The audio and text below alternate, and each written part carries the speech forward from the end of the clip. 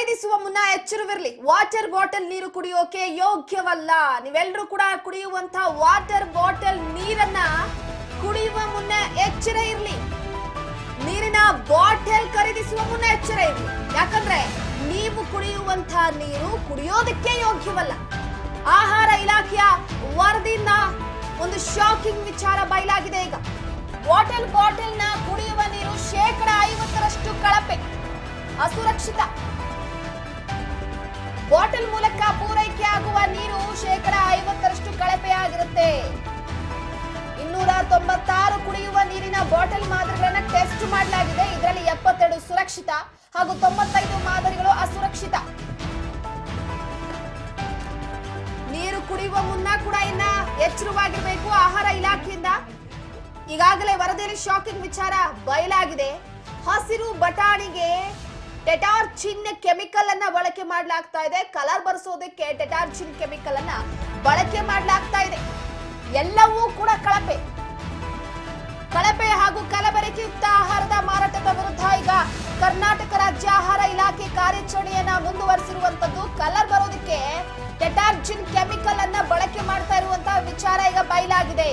ತಯಾರಿಕಾ ಘಟಕಗಳಲ್ಲಿ ಲೋಪ ಕಂಡು ಬಂದಂತಹ ಹಿನ್ನೆಲೆಯಲ್ಲಿ ಖಾರ ಮಿಕ್ಸ್ಚರ್, ಪನ್ನೀರ್, ಐಸ್ ಕ್ರೀಮ್ ಘಟಕಗಳಿಗೆ ನೋಟಿಸ್ ಅನ್ನ ಜಾರಿ ಮಾಡಲಾಗಿದೆ. ಈಗ ನೀವು ತಿನ್ನುವಂತಹ ಆಹಾರ ಪದಾರ್ಥಗಳು ಖಾರ, ಮಿಕ್ಸ್ಚರ್, ಪನ್ನೀರ್ ಇವೆಲ್ಲವೂ ಕೂಡ ಕಲಬೆರಕೆ. ಬೆಂಗಳೂರಿನಲ್ಲಿ ಆರೋಗ್ಯ ಸಚಿವ ದಿನೇಶ್ ಗುಂಡೂರಾವ್ ಹೇಳಿಕೆಯನ್ನ ಕೊಟ್ಟಿರುವಂತದ್ದು. ಹಲವು ಕಂಪನಿಗಳು ಮಾರಾಟ ಮಾಡ್ತಾ ಇರುವಂತಹ ವಾಟರ್ ಬಾಟಲ್ ನಲ್ಲಿ ನೀರು ಕೂಡ ಕಳಪೆ ಅಂತ, ಅದ್ರ ಜೊತೆಗೆ ಕಳಪೆ ಗುಣಮಟ್ಟ ಕೂಡ. ಆಹಾರ ಇಲಾಖೆಯ ಪ್ರಯೋಗಾಲಯದಲ್ಲಿ ಪರೀಕ್ಷೆ ನಡೆಸಿದ ನಂತರ ಈ ವಿಚಾರ ತಿಳಿದು ಬಂದಿದೆ. ಪ್ರತಿನಿತ್ಯ ಸೇವಿಸುವಂತಹ ಆಹಾರದಲ್ಲಿ ಕಲಬೆರಕೆ, ವಿಷಾಂಶ, ಕ್ಯಾನ್ಸರ್ ಕಾರಕ ಅಂಶಗಳಿರುವ ಬಗ್ಗೆ ಆಹಾರ ಇಲಾಖೆ ಮಾಹಿತಿಯನ್ನ ಹೊರಹಾಕಿದೆ.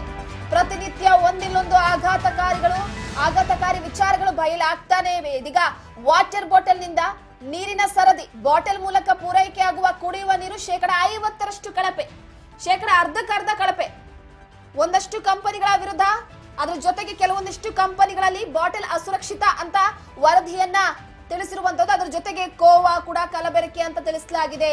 ಸೊ ನಕಲಿ ವಾಟರ್ ಬಾಟಲ್ ಮಾರಾಟ ಮಾಡುವ ಕಂಪನಿಯ ವಿರುದ್ಧ ಆಹಾರ ಇಲಾಖೆ ಸಮರ ಮುಂದುವರೆಸಿದೆ. ವಿವಿಧೆಡೆ ದಾಳಿಯನ್ನ ನಡೆಸಿದೆ. ವಾಟರ್ ಬಾಟಲ್ ಮಾದರಿಯನ್ನ ಸಂಗ್ರಹಿಸಿ ಪರೀಕ್ಷೆಗೆ ಒಳಪಡಿಸಲಾಗಿದೆ. ಸಿಹಿ ತಿಂಡಿಗಳಿಗೆ ಬಳಸುವಂತಹ ಕೋವಾದಲ್ಲೂ ಕೂಡ ಕಲಬೆರಕೆ ಪತ್ತೆಯಾಗಿರುವಂತದ್ದು ಆಹಾರ ಇಲಾಖೆಯ ಪರೀಕ್ಷೆಯಿಂದ ವರದಿ ಬಯಲಾಗಿದೆ. ಪನ್ನೀರ್ನಂತಹ ಕೋವಾ, ಪನ್ನೀರ್, ಹಸಿರು ಬಟಾಣಿ, ಮಿಕ್ಸ್ಚರ್ ಎಲ್ಲವೂ ಕೂಡ ಕಳಪೆ ಆಗೋಗಿದೆ. ಐಸ್ ಕ್ರೀಮ್ ಮಾದರಿಯನ್ನ ಕೂಡ ಪ್ರಯೋಗಾಲಯದಲ್ಲಿ ಪರೀಕ್ಷೆಗೊಳಪಡಿಸಲಾಗಿತ್ತು. ಇದೀಗ ಮತ್ತೊಂದು ಸುತ್ತಿನ ಕಾರ್ಯಾಚರಣೆ ಮುಂದುವರೆದಿದೆ. ಬೆಂಗಳೂರಿನ ವಿವಿಧ ಕಡೆಗಳಿಂದ ಮಾದರಿಗಳನ್ನ ಸಂಗ್ರಹಿಸಲಾಗಿದ್ದು, ಪನ್ನೀರ್ ಹಾಗೂ ಐಸ್ ಕ್ರೀಮ್ಗೆ ರಾಸಾಯನಿಕ ಬಳಕೆ ಮಾಡ್ತಾ ಇದ್ದಾರೆ. ರಾಸಾಯನಿಕವನ್ನ ಅಂತ ಇಡ್ಲಿ, ಗೋಬಿ ಸೇರಿದಂತೆ ಅನೇಕ ಆಹಾರಗಳಲ್ಲಿ ಆರೋಗ್ಯ ಹಾನಿಕಾರಕ ಅಂಶ ಪತ್ತೆಯಾಗಿತ್ತು. ಇದರ ಬೆನ್ನಲ್ಲೇ ಈಗ ಆಹಾರ ಇಲಾಖೆ ಕಠಿಣ ಕ್ರಮಕ್ಕೆ ಮುಂದಾಗಿತ್ತು. ಆಹಾರಗಳ ತಯಾರಿಕೆ ಹಾಗೂ ಮಾರಾಟ ಸಂಬಂಧ ಕೆಲವೊಂದು ಕಠಿಣ ನಿಯಮಗಳನ್ನು ಜಾರಿ ಮಾಡಿತ್ತು. ಆ ನಂತರ ಕುಡಿಯುವ ನೀರು ಸುರಕ್ಷಿತವೇ ಎನ್ನುವ ಬಗ್ಗೆ ಕೆಲವೊಂದಿಷ್ಟು ಪರೀಕ್ಷೆಗೆ ಮುಂದಾಗಿತ್ತು. ಇದೀಗ ಆ ಪರೀಕ್ಷಾ ವರದಿ ಕೂಡ ಬಯಲಾಗಿತ್ತು. ಆಘಾತಕಾರಿ ವಿಚಾರ ಏನಪ್ಪಾ ಅಂದ್ರೆ 50%ಕ್ಕೆ 50% ಕೂಡ ಕಲಬೆರಕೆ, ಅಸುರಕ್ಷಿತ ಅನ್ನುವಂಥದ್ದು ತಿಳಿದು ಬಂದಿರುವಂತದ್ದು. ಕೆಲವೊಂದಿಷ್ಟು ಕಂಪನಿಗಳ ವಿರುದ್ಧ ಈಗ ಸಮರ ಸಾರೋದಕ್ಕೆ ಸರ್ಕಾರ ಮುಂದಾಗಿದೆ. ಈ ಹಿಂದೆ ಕೂಡ ಇದೇ ವಿಚಾರಕ್ಕೆ ಸಂಬಂಧಪಟ್ಟಂತೆ ಬಯಲಾಗಿತ್ತು ಬಿಡಿ. ಯಾಕಂದ್ರೆ ಈ ಕೆಲವೊಂದಿಷ್ಟು ಬಾಟಲ್ಗಳಲ್ಲಿ ನಾವು ಈ ಲೋಕಲ್ ಬಾಟಲ್ ಆಗಿರ್ಬೋದು ಅಥವಾ ಬೇರೆ ಬೇರೆ ಇಂಟರ್ನ್ಯಾಷನಲ್ ಅಥವಾ ನಮ್ಮ ಭಾರತ ದೇಶದ ಕೆಲವೊಂದಿಷ್ಟು ವಾಟರ್ ಬಾಟಲ್ಗಳನ್ನ ಎಲ್ಲಂದ್ರಲ್ಲಿ ನಾವು ಒಂದೇ ಕಂಪನಿ ಬಾಟಲ್ ಅನ್ನ ಕುಡಿಯಲ್ಲ. ಸೊ ಹೇಗಿದೆಯಪ್ಪ ಅಂತಂದ್ರೆ ನಾವು ಯಾವ್ದಾದ್ರು ಒಂದು ಅಂಗಡಿಗೆ ಹೋಗ್ತೀವಿ ಅಂತಂದ್ರೆ ಅಲ್ಲಿ ಒಂದೇ ತರದ ಬಾಟಲ್ಗಳಲ್ಲಿ ನೀರು ಸಿಗೋದಿಲ್ಲ. ಸೊ ಬೇರೆ ಬೇರೆ ಕಂಪನಿ ಬಾಟಲ್ಗಳ ನೀರನ್ನ ನಾವು ಖರೀದಿ ಮಾಡ್ತೀವಿ, ಕುಡಿತೀವಿ. ನಮಗೇನ್ ಗೊತ್ತಿರುತ್ತೆ ಅದು ಕಳಪೆ ಆಗಿದೆಯಾ ಅಥವಾ ನಿಜವಾಗ್ಲೂ ಕೂಡ ಅದು ಮಿನರಲ್ ವಾಟರ್ ಅನ್ನೋದು ಯಾರಿಗೆ ಗೊತ್ತಿರುತ್ತೆ? ನಾವೀಗ ಒಂದ್ ಬಾಟಲ್ ಮಿನರಲ್ ವಾಟರ್ ಕೊಡಿಯಪ್ಪ ಅಂತ ಕೇಳ್ತೀವಿ. ಸೊ ಯಾವ್ದೋ ಒಂದು ಬಾಟ್ಲ್ ತೆಗೆದು ಕೊಟ್ಬಿಡ್ತಾರೆ. ಅಲ್ಲಿ ನಾವು ಒಂದು ಲೇಬಲ್ ಕೂಡ ನೋಡಲ್ಲ, ಯಾವ ಕಂಪನಿ ನೋಡಲ್ಲ, ಯಾವ ಬ್ರ್ಯಾಂಡ್ ನೋಡಲ್ಲ. 10 ರೂಪಾಯಿ ಕೊಟ್ಬಿಟ್ಟು ಒಂದು 1/2 ಲೀಟರ್ ನೀರು ತಗೊಂಡು ಕುಡಿದು ಬಿಡ್ತೀವಿ. ಅದ್ರಲ್ಲಿ 50% ನೀರು, ಅದು ನಿಜವಾಗ್ಲೂ ಕೂಡ ಪ್ಯೂರ್ ಆಗ್ಬಿಟ್ಟು ಬಂದಿದ್ಯಾ ಅಥವಾ ನಿಜವಾಗ್ಲೂ ಕೂಡ ಅದನ್ನ ಸರಿಯಾದ ಮಟ್ಟಿಗೆ ಮಿನರಲ್ ವಾಟರೇ ತುಂಬಿಸಿಟ್ಟಿದ್ದಾರೆ ಅನ್ನುವಂಥದ್ದು ನಮ್ಗೆ ಯಾರಿಗೂ ಗೊತ್ತಿರಲ್ಲ.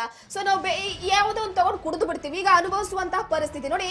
ಇತ್ತೀಚೆಗೆ ದೇಶದಲ್ಲಿ ಅತಿ ಹೆಚ್ಚು ಕ್ಯಾನ್ಸರ್ ಕಾಯಿಲೆಯಿಂದ ಬಳಲ್ತಾ ಇರುವಂತಹ ಸಾಕಷ್ಟು ಜನರಿದ್ದಾರೆ. ಎಷ್ಟೋ ಜನ ಕ್ಯಾನ್ಸರ್ ಅನ್ನುವಂತಹ ಮಾರಕ ಕಾಯಿಲೆ ಎಷ್ಟೋ ಜನರ ಜೀವನವನ್ನ ಹಾಳು ಮಾಡಿದೆ, ಜೀವ ಕಿತ್ಕೊಂಡ್ಬಿಟ್ಟಿದೆ, ನರಳಾಡಿಸ್ಬಿಟ್ಟಿದೆ.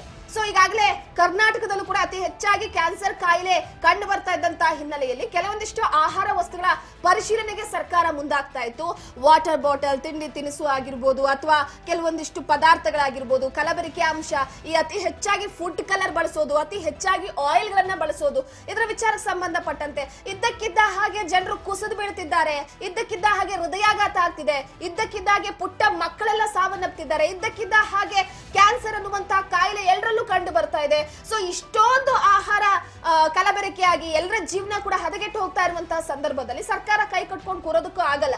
ರಾಜ್ಯದಲ್ಲಿ ಎಷ್ಟೋ ಈ ತರದ್ದು ಕೆಲವೊಂದಿಷ್ಟು ಮಾಫಿಯಾಗಳು ನಡೀತಾ ಇದೆ. ನೀರಿನ ಬಾಟಲ್ ಹಾಗೆ ನೀರು ತುಂಬಿಸುವ ವಿಚಾರ ಸಂಬಂಧಪಟ್ಟಂತೆ 2-3 ಬಾರಿ ಕೆಲವೊಂದಿಷ್ಟು ವರದಿಗಳನ್ನ ಕೂಡ ಮಾಡಿದ್ವಿ. ಏನಂದ್ರೆ ಟ್ಯಾಂಕರ್ ಅಲ್ಲಿ ಇರುವಂತಹ ನೀರನ್ನ ತೆಗೆದುಕೊಂಡು ಬಂದು ಬಾಟ್ಲಿಗೆ ತುಂಬಿಸ್ಬಿಟ್ಟು ಆ ಬಾಟಲ್ ಗಳನ್ನ ಬೇರೆ ಬೇರೆ ಕಡೆ ಮಾರುವಂತದ್ದನ್ನ ಕೂಡ ನಾವು ಗಮನಿಸಿದ್ವಿ. ಸೊ ಆ ತರದ್ದು ಈಗ ವಾಟರ್ ಬಾಟಲ್ ನಾವು ನೀರು ಕುಡಿಯೋದಕ್ಕೆ ಬಳಸ್ತೀವಿ ಅಂದ್ರೆ ನಮಗೆ ಇಲ್ಲಿ ಪ್ಯೂರ್ ಆಗಿರುವಂತಹ ವಸ್ತು ಯಾವುದು ಅಂತ ಕಂಡುಹಿಡಿಯೋದಕ್ಕೂ ಆಗಲ್ಲ. ಎಷ್ಟೋ ಜನ ಅಂಗಡಿಗಳಲ್ಲಿ ಮ್ಯಾನುಫ್ಯಾಕ್ಚರಿಂಗ್ ಡೇಟ್ ಮುಗ್ದಿರುವಂತದ್ದು, ಅಲ್ಲ ಮ್ಯಾನುಫ್ಯಾಕ್ಚರಿಂಗ್ ಆಗಿ ಎಕ್ಸ್ಪೈರಿ ಡೇಟ್ ಮುಗ್ದಿರುವಂತದ್ದು ಇವೆಲ್ಲ ಗಮನಿಸೋದೇ ಇಲ್ಲ. ಸೊ ನಮಗೆ ಬೇಕಾದ ರೀತಿಯಲ್ಲಿ ತಗೊಂಡು ಬಂದ್ಬಿಡ್ತೀವಿ, ಮನೇಲಿ ಬಳಸ್ಬಿಡ್ತೀವಿ.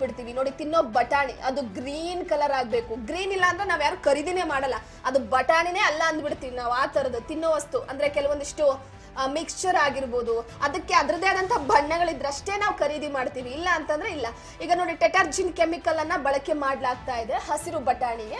ಹಸಿರು ಬಟಾಣಿ ಹಸಿರಾಗಿಲ್ಲ ಅಂತಂದ್ರೆ ಅದು ನಮಗೆ ಒಳಗೆ ಹೋಗೋದೇ ಇಲ್ಲ, ತಿನ್ನೋದೇ ಇಲ್ಲ. ಆ ತರದ ಪರಿಸ್ಥಿತಿಯಲ್ಲಿ ನಾವು ಬದುಕ್ತಿದೀವಿ. ಸೊ ಒಂದಕ್ಕೆ ನಾವು ಇಂತಹದ್ದೇ ಅನ್ನುವಂಥದ್ದು ಕಮಿಟ್ ಆಗ್ಬಿಟ್ಟಿರ್ತೀವಿ. ಈಗ ಕಬಾಬ್ ತಿನ್ಬೇಕು, ಗೋಬಿ ತಿನ್ಬೇಕು, ಅದು ರೆಡ್ ಕಲರ್ ಇಲ್ಲ ಅಂತಂದ್ರೆ ನಾವು ಮುಟ್ಟಕ್ಕೆ ಹೋಗಲ್ಲ. ರೆಡ್ ಹಾಕಿಲ್ಲ, ಚೆನ್ನಾಗಿರಲ್ಲ ಅನ್ಸುತ್ತೆ ಅಂದ್ಬಿಡ್ತೀವಿ. ಕೆಲವೊಂದು ಕಬಾಬು ಅದು ಕೂಡ ಕೆಂಪು ಬಣ್ಣದಿಲ್ಲ ಅಂದ್ರೆ ತಿನ್ನೋದೇ ಇಲ್ಲ. ಈ ತರದ್ರಲ್ಲಿ ಜನ ಬದುಕ್ತಿದ್ದಾರೆ. ಸೊ ಹಾಗಾಗಿ ಏನ್ ಮಾಡ್ತಾರೆ, ಗ್ರಾಹಕರನ್ನ ಆಕರ್ಷಣೆ ಮಾಡ್ಬೇಕಲ್ವಾ, ಅತಿ ಹೆಚ್ಚಾಗಿ ನಮ್ಮ ಕಣ್ಣನ್ನು ಕುಕ್ಕುವಂತಹ ಬಣ್ಣಗಳಿಂದ ಆಕರ್ಷಣೆ ಮಾಡ್ಬೇಕಲ್ವಾ. ಸೊ ಹಾಗಾಗಿ ಏನ್ ಮಾಡ್ತಾರೆ, ಈಗ ಖರೀದಿ ಮಾಡೋರಿಗೆ, ಗ್ರಾಹಕರಿಗೆ ಆ ತರದೊಂದು ವಿವಿಧ ರೀತಿಯ ಕಣ್ಮನ ಸೆಳೆಯುವಂತಹ ಆಹಾರವನ್ನ ತೋರಿಸೋದಾಗಿರ್ಬೋದು, ಈ ರೀತಿಯಾಗಿ. ಸೊ ಒಟ್ಟಾರೆಯಾಗಿ ಗಮನಿಸೋದೇನಪ್ಪಾ ಅಂತಂದ್ರೆ ಗ್ರಾಹಕರು ಇನ್ನು ಮುಂದೆ ಆದ್ರೂ ಕೂಡ ಎಚ್ಚರವಾಗಿರ್ಬೇಕಾಗತ್ತೆ. ನಾವು ಸೇವಿಸುವ ಪ್ರತಿಯೊಂದು ಆಹಾರವೂ ಕೂಡ ಕಲಬೆರಕೆ ಆಗ್ತಿದೆ, ಕಳಪೆ ಆಗ್ತಾ ಇದೆ, ಗುಣಮಟ್ಟ ಎಲ್ಲ ಕೂಡ ಹದಗೆಟ್ಟು ಹೋಗ್ಬಿಟ್ಟಿದೆ. ಎಲ್ಲದೂ ಆಯ್ತು, ಈಗ ಕುಡಿಯುವ ನೀರಿಗೆ ಬಂದಿದೆ. ಕುಡಿಯುವ ನೀರಿನ ವಿಚಾರವಾಗಿ ಸದ್ಯಕ್ಕೆ ಒಂದಷ್ಟು ಕಂಪನಿಗಳಲ್ಲಿ ಆಹಾರ ಇಲಾಖೆ ಕೂಡ ರೇಡ್ ಮಾಡಿತ್ತು. ಅದಾದ ನಂತರವಾಗಿ ಕೆಲವೊಂದು ಸ್ಯಾಂಪಲ್ಸ್ ಗಳನ್ನ ಪರೀಕ್ಷೆಗೆ ಕಳುಹಿಸಿಕೊಡ್ಲಾಗಿತ್ತು. ಸ್ಯಾಂಪಲ್ಸ್ ನಲ್ಲಿ ಬಹಿರಂಗ ಆಗಿರುವಂತಹ ವಿಚಾರಕ್ಕೆ ಸಂಬಂಧಪಟ್ಟಂತೆ ಈಗ ಆರೋಗ್ಯ ಸಚಿವರು ಕೂಡ ಹೇಳಿರುವಂತದ್ದು, ಇಲ್ಲ 50% ನೀರು ಕೂಡ ಕಳಪೆ ಆಗಿ ಹೋಗಿದೆ, ಕುಡಿಯುವ ನೀರಿಗೂ ಕೂಡ ಗಂಡಾಂತರ ಬಂದೊದಗಿದ ರೀತಿ ಆಗಿ ಹೋಗ್ಬಿಟ್ಟಿದೆ, ನಾವು ಕುಡಿಯೋದಕ್ಕೂ ಕೂಡ ಆಗಲ್ಲ ಅಂತಹ ಪರಿಸ್ಥಿತಿಯಲ್ಲಿ ಬದುಕ್ತಿದೀವಿ ಅಂತ ಹೇಳ್ಬೋದು. ಯಾಕಂದ್ರೆ ನಾವು ಮಿಕ್ಸ್ಚರ್ ಊಟ ಮಾಡ್ಬೇಕು ಅಂದ್ರೆ ಮಿಕ್ಸ್ಚರ್ ಬಳಸ್ತೀವಿ. ಚಿಕ್ಕ ಮಕ್ಕಳು ಪಾಪ ಐಸ್ ಕ್ರೀಮ್ ಅಂದ್ರೆ ಅವು ಹೇಗೆ ಅಂತಂದ್ರೆ ಬಿಟ್ಟು ಹೋಗೋದಿಲ್ಲ, ಕೊಡಿಸ್ಲೇಬೇಕು, ಆ ತರದ ಪರಿಸ್ಥಿತಿ. ಚಾಕ್ಲೇಟ್ ಅಂದ್ರೂ ಅಷ್ಟೇನೆ, ಚಿಕ್ಕ ಮಕ್ಳಿಗೆ ಏನ್ ಗೊತ್ತಿರುತ್ತೆ, ತಿಂಡಿ ತಿನಿಸು ಆಕರ್ಷಣೆ ಮಾಡುತ್ತೆ ಅವುಗಳನ್ನ. ಸೊ ಚಿಕ್ಕ ಮಕ್ಕಳು ಐಸ್ ಕ್ರೀಮ್ ತಿಂತಾರೆ, ನೀರು ಎಲ್ಲ ನಾವು ಈಗ ಪ್ರತಿನಿತ್ಯ ಬಳಸುವಂತ ವಸ್ತುಗಳೆಲ್ಲ ಕೂಡ ಕಳಪೆ ಅಂತಂದ್ರೆ ಸೊ ನಾವೇನ್ ಕುಡಿಬೇಕು, ಏನ್ ತಿನ್ಬೇಕು? ಹಾಗಿದ್ರೆ ಈಗಿನ ಕಾಲಘಟ್ಟದಲ್ಲಿ, ಈಗಿನ ಕಾಲಮಾನದಲ್ಲಿ ಏನ್ ತಿಂದ್ರು ಕಷ್ಟ, ಏನ್ ಬಳಸಿದ್ರು ಕಷ್ಟ ಅನ್ನುವಂತಹ ಪರಿಸ್ಥಿತಿ ಬಂದೋದಾಗಿದೆ. ಸೊ ಹಾಗಾಗಿ ಗ್ರಾಹಕರು ಇನ್ ಮುಂದೆ ಸ್ವಲ್ಪನಾದ್ರೂ ಕೂಡ ಎಚ್ಚರಿಕೆಯಿಂದ ಇರ್ಬೇಕಾಗತ್ತೆ.